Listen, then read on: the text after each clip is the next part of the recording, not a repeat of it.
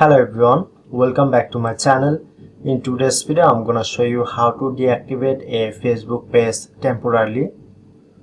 So first of all, open your Facebook apps, log in your Facebook account and switch your Facebook page. Look at this, my Facebook page dashboard. Now I'm showing a very simple method step by step, so follow my all process very carefully. Look at the right side, tap onto three line, click on setting icon, scroll down,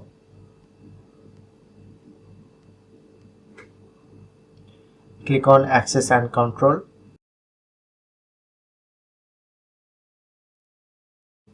tap on, select the first option, continue, type here your password, your Facebook profile password, click on to continue, select if you want anything. I'm selecting the first option and click on to continue,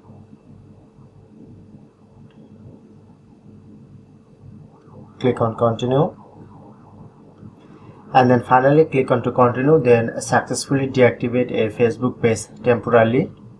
So that's how we can do it.